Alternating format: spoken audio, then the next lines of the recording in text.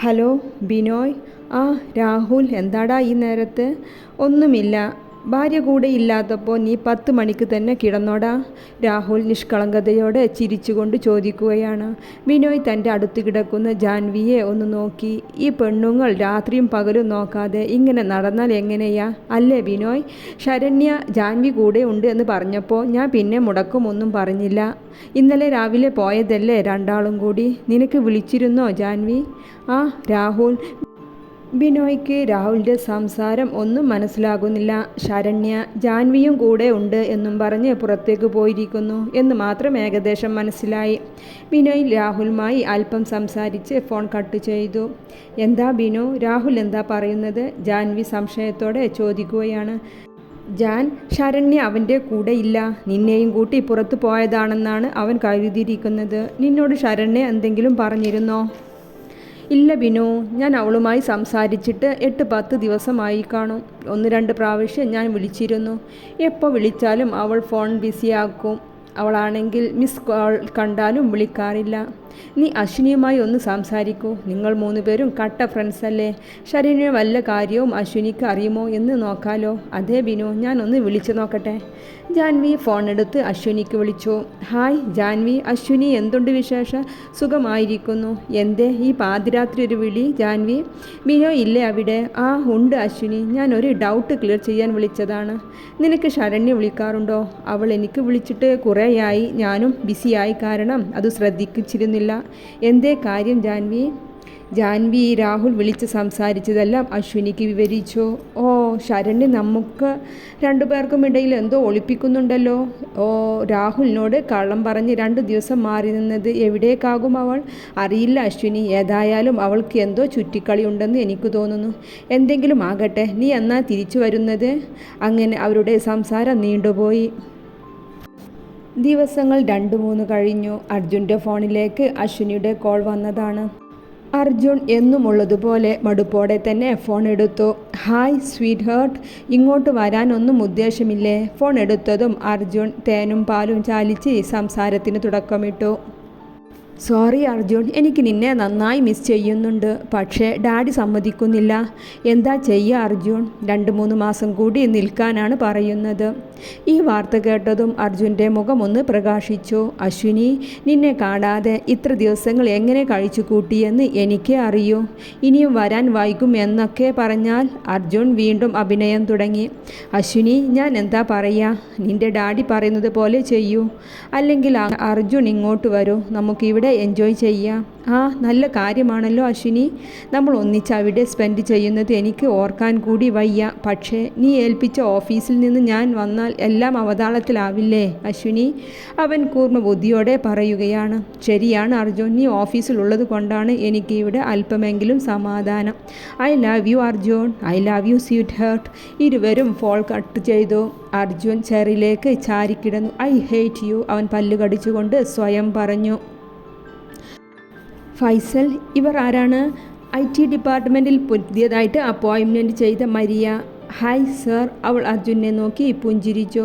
Step കയറിപ്പോയി. Arjun ഫൈസലും meeting കഴിഞ്ഞ് വരികയാണ്. അർജുൻ മരിയയെ പോയ വഴിയെ ഒന്ന് നോക്കി നിന്നു. ഫൈസലിൻ്റെ ചുണ്ടിൽ ഒരു പുച്ഛച്ചിരി ഉണ്ടായിരുന്നു.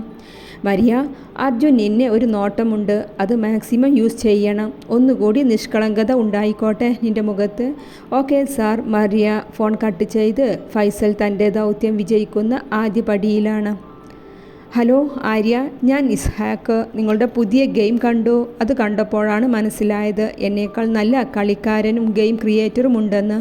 ഞാൻ ഒരു ഗെയിം കമ്പനി തുടങ്ങാൻ ആഗ്രഹിക്കുന്നുണ്ട്. നമുക്ക് ഒന്നിച്ച് തുടങ്ങിയാൽ വിജയിക്കുമെന്ന് എനിക്ക് ഉറപ്പുണ്ട് ആര്യ. നിങ്ങളുടെ നമ്പർ കിട്ടാൻ ഞാൻ ഒരുപാട് ബുദ്ധിമുട്ടി. ഞാൻ ഒന്ന് ആലോചിക്കട്ടെ. വിളിക്കാം ഈ നമ്പറിലേക്ക്. ആര്യ അധികമൊന്നും ചോദിക്കാതെ ഓക്കെ പറഞ്ഞ് ഫോൺ കട്ട് ചെയ്തു. മരിയ ഫൈസൽ ഏൽപ്പിച്ച ഓരോ ജോലിയും വൃത്തിയിൽ ചെയ്യുന്നുണ്ട്. അർജുൻ അറിയാതെ അവൻ്റേതായ ഡീറ്റെയിൽസ് എല്ലാം നോക്കിയെടുക്കുകയാണ്.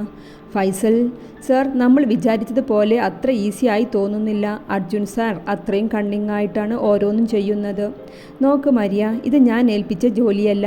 ഈ ഓഫീസിൻ്റെ ഹെഡ് ഗിരിധർ സാർ ഏൽപ്പിച്ചതാണ്. അത് വൃത്തിയിൽ ചെയ്യാൻ നിനക്ക് സാധിച്ചാൽ നിൻ്റെ കരിയർ തന്നെ മാറും. ഞാൻ പറയുന്നത് നിനക്ക് മനസ്സിലാവുന്നുണ്ടല്ലോ? യെസ് സാർ, ഞാൻ പരമാവധി ശ്രമിക്കാം. അവനൊന്ന് മൂളി. ആര്യ, ആ ഫോൺ ഒന്ന് എടുക്ക്. ഇത് എത്രാമത്തെ പ്രാവശ്യമാണ് വിളിച്ചു കൂട്ടുന്നത്? അത് തനു, ഇത് അയാളാണ്, ഇസ്ഹാക്ക്. അയാൾക്ക് അയാളുടെ ഗെയിം കമ്പനിയിൽ എന്നെയും പാർട്ട്ണറാക്കണമെന്ന്. എനിക്ക് താല്പര്യമില്ല തനു. അന്നെന്നെ കണ്ടില്ലേ, ഞാൻ ക്രിയേറ്റ് ചെയ്ത ഗെയിം പബ്ലിഷായത് അവൻ്റെ ആ ജോൺസൻ്റെ പേരിലും. എൻ്റെ എഫേർട്ടും ടൈമും വേസ്റ്റായതു മിച്ചം. ഇതും അതുപോലെ തന്നെയാകും. നീ ഒന്ന് നേരിട്ട് പോയി സംസാരിക്കൂ അയാളുമായി, എന്നിട്ട് തീരുമാനിക്കാലോ വേണോ വേണ്ടോ എന്ന്. ഇനി വിളിച്ചാൽ എടുത്ത് സംസാരിക്കാം അല്ലേ തനു? ആര്യ പറഞ്ഞു നിർത്തിയതും വീണ്ടും ഇസ്ഹാക്കിൻ്റെ ഫോൺ വന്നു. ഹലോ ആര്യ, താൻ എന്നെ ഇങ്ങനെ അവോയ്ഡ് ചെയ്തല്ലേ? ഞാൻ നിന്നെപ്പോലെ ടാലൻറ്റഡായ ഒരാളെ നോക്കി നടക്കുകയായിരുന്നു. ദൈവമാണ് നിന്നെ എൻ്റെ മുന്നിൽ കാണിച്ചു തന്നത്. ഇത് വിജയിച്ചാൽ നിനക്കും ഗുണം ചെയ്യും ആര്യ. അതിനുള്ള എല്ലാ എഗ്രിമെൻറ്റും എഴുതി ഉറപ്പിച്ചിട്ട് മതി. ഓക്കെ? ഇസ്ഹാക്ക് നാളെ നമ്മുടെ ടൗണിൽ കഫേയിൽ വെച്ച് കാണാം. Okay Arya, thanks. എന്ത് ഓഫറാണ് നിങ്ങൾ എനിക്ക് തരാൻ ഉദ്ദേശിക്കുന്നത്? ആര്യയുടെ അഭിപ്രായം പറയൂ. ഗെയിം മാർക്കറ്റിൽ ഇറങ്ങിയാൽ പ്രോഫിറ്റിൽ 50% എനിക്ക് വേണം. ചിന്തിച്ച് സമ്മതമാണെങ്കിൽ എന്നെ കോൾ ചെയ്യൂ. ആര്യ അത്രയും പറഞ്ഞ് കഫയിൽ നിന്നും ഇറങ്ങി. ഇസ്ഹാക്ക് ഒരു പുഞ്ചിരിയോടെ അവൻ്റെ പോക്കും നോക്കിയിരുന്നു. തനു, വന്നോ ഇത്രയും പെട്ടെന്ന് ആര്യ? പോയി, എൻ്റെ ഡിമാൻഡ് ഞാൻ പറഞ്ഞു. അങ്ങനെ ആ ശല്യവും ഒഴിഞ്ഞു തനു. അയാൾ ഒരിക്കലും എൻ്റെ ഡിമാൻഡ് സമ്മതിക്കില്ല. ആര്യ പറയുന്നതിൻ്റെ ഇടയിൽ തന്നെ ഇസ്ഹാക്കിൻ്റെ കോൾ വരുന്നത്. ആര്യ, തനു വിളിച്ചുകൊണ്ട് അവൻ്റെ ഫോണിലേക്ക് നോക്കി. ആര്യയും അത്ഭുതത്തോടെ തനുവിനെ നോക്കി. ഹലോ, എന്താ ആര്യ? എൻ്റെ മറുപടി കേൾക്കുന്നതിന് മുമ്പ് ഇറങ്ങിപ്പോയത്. എനിക്ക് നിൻ്റെ ഡിമാൻഡ് സമ്മതമാണ്. ഇയാൾ ഒന്നുകൂടി ആലോചിച്ചിട്ട് പറയൂ. ഞാൻ ഈ ബിസിനസ്സിൽ ഒരു എമൗണ്ടും ഇറക്കുന്നില്ല. ആര്യ അവനെ ഒന്നുകൂടി ഓർമ്മിപ്പിച്ചു. എനിക്കറിയാം ആര്യ, എനിക്ക് നിൻ്റെ ടാലൻറ്റ് മാത്രം മതി. നീ എന്ന് ജോയിൻ ചെയ്യുന്നത്? അത് ഞാൻ ആര്യക്ക് എന്ത് പറയണമെന്നറിയാതെ ഒരു തപ്പിത്തടഞ്ഞു.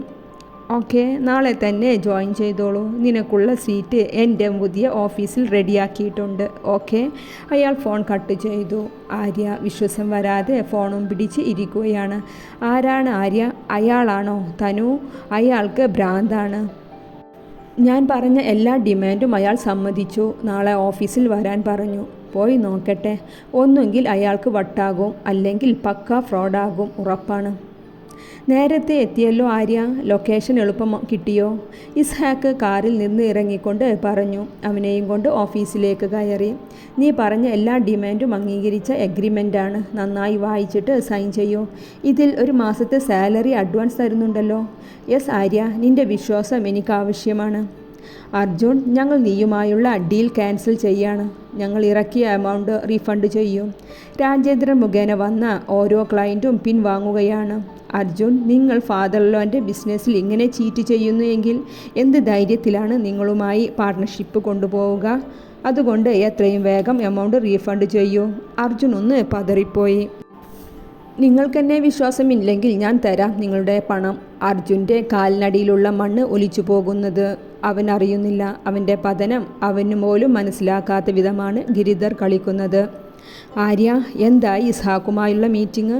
ഞാൻ എഗ്രിമെൻ്റ് സൈൻ ചെയ്തു. ഒരു മാസത്തെ സാലറി അഡ്വാൻസായി എമൗണ്ടിൽ വന്നു. 1,00,000. 1,00,000മോ ആര്യ? വല്ല ഫ്രോഡാണോ ആര്യ? സംസാരം കേട്ടിട്ട് എനിക്ക് ഡൗട്ട് ഒന്നും തോന്നിയില്ല. അയാളുടെ ബാപ്പ വലിയ ബിസിനസ്മാനാണത്രേ. മകൻ്റെ കഴിവ് പരീക്ഷിക്കാൻ അയാളുടെ ഇഷ്ട ജോബിലേക്ക് ഇൻവെസ്റ്റ്മെൻറ്റ് നടത്തിയെന്നാണ് പറയുന്നത്. അത് വിജയിച്ച് കാണിക്കണമെന്ന ഒരു ലക്ഷ്യം കൂടിയുണ്ട് അയാൾക്ക് എന്നാണ് പറഞ്ഞത്. ഏതായാലും നമുക്ക് പണത്തിൻ്റെ ചിലവ് ഒന്നും വന്നില്ല. എല്ലാം ഇസ്ഹാക്കിൻ്റേതാണ്. എൻ്റെ ബുദ്ധിയും ടാലൻറ്റുമാണ് അയാൾക്ക് വേണ്ടതെന്ന് പറഞ്ഞു.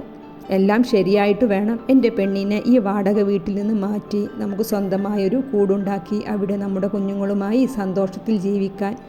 ആര്യ തനുവിനെ മടിയിലേക്ക് ഇരുത്തി അവളുടെ പിൻകഴുത്തിലേക്ക് ചുണ്ടമർത്തിക്കൊണ്ട് പറഞ്ഞു. തനു ഇക്കിളി കൊണ്ടൊന്നു പിടഞ്ഞു. ദിവസങ്ങൾ പലതു കഴിഞ്ഞു. തനുവിൻ്റെ B.Ed എക്സാം കഴിഞ്ഞു. ആര്യ ഇസ്ഹാക്കിൻ്റെ ഓഫീസിൽ വർക്ക് തുടങ്ങി. അവർക്ക് ഇരുവർക്കും പുറമെ ഹെൽപ്പിനായി 3-4 സ്റ്റാഫിനെ കൂടി ആക്കിയിട്ടുണ്ട്. ആര്യ, എനിക്കെന്തോ വല്ലാതെ തോന്നുന്നു. ഒന്നും കഴിക്കാൻ തോന്നുന്നില്ല, അടുക്കളയിൽ കയറാൻ തോന്നുന്നില്ല, സ്മെല്ലെല്ലാം വല്ലാതെ തോന്നുന്നു. രാവിലെ ബെഡിൽ നിന്നും എഴുന്നേൽക്കാതെ ചടഞ്ഞുകൂടി കിടക്കുകയാണ് തനു. തനു, ഇന്നലെ പുറത്തെ ഫുഡ് നിനക്ക് പിടിച്ചില്ലേ? രാത്രി നീ നന്നായി കഴിച്ചതാണല്ലോ. അതെ ആര്യ, പിന്നെ ഒന്ന് ഉറങ്ങി എഴുന്നേറ്റതും എല്ലാം ഞാൻ ഛർദ്ദിച്ചു. ഛർദ്ദിക്കേ? എന്നെ എന്തേ വിളിക്കാത്തേ തനു? അത് നീ നല്ല ഉറക്കത്തിലായിരുന്നു. ഒന്ന് ഛർദ്ദിച്ചപ്പോൾ സുഖം തോന്നിയിരുന്നു, പിന്നെ ഞാൻ നന്നായി ഉറങ്ങുകയും ചെയ്തു. ഇപ്പോൾ രാവിലെ വീണ്ടും അതേപോലെ തന്നെ. നീ വേഗം റെഡിയാകൂ, ഒന്ന് ഡോക്ടറെ കണ്ടിട്ട് വരാം. അതൊന്നും വേണ്ട ആര്യ, കുറച്ച് കഴിഞ്ഞാൽ ഭേദമായിക്കൊള്ളും. ദേ തനു. വേണ്ട ആര്യ, ഞാൻ വരാം, നീ ദേഷ്യപ്പെടല്ലേ. തനു ഒരുവിധം എഴുന്നേറ്റ് ഫ്രഷായി ഒരു ചുരിദാറും വലിച്ചിട്ട് ആര്യയുടെ മുന്നിൽ വന്നു നിന്നു. ഇത് എന്ത് കോലം തനു? രാവിലെ കുളിക്കാതെ പുറത്തിറങ്ങാത്ത നീയാണോ ഇത്? നിന്റെ വൃത്തി ഫോബിയ എവിടെ പോയി? പോ ആര്യ, മനുഷ്യന് പല്ല് തേക്കാൻ പോലും വയ്യ, ബ്രഷ് വായിലിടുമ്പോഴേ ഛർദ്ദിക്കാൻ വരിക, അപ്പോഴാണ് കുളിക്കണേ. തനു മുഖം വീർപ്പിച്ചുകൊണ്ട് പറഞ്ഞു. നീ ഇരിക്കെ, ഞാനൊന്ന് ഫ്രഷായിട്ട് വേഗം വരാം. ആര്യ ബാത്റൂമിലേക്ക് കയറി. തനു വായും പൊത്തി വാഷ് ബേസിൻ്റെ അടുത്തേക്കോടി. തനു, ഇത് കൈവിട്ട മട്ടുണ്ടല്ലോ. വയറ്റിൽ പിടിക്കാത്തത് എന്താ നീ കഴിച്ചത്? അവൻ ആദിയോടെ ചോദിച്ച്. ആര്യ അവളെയും താങ്ങി ഓട്ടോയിലേക്ക് കയറി ഹോസ്പിറ്റലിലേക്ക് പോയി.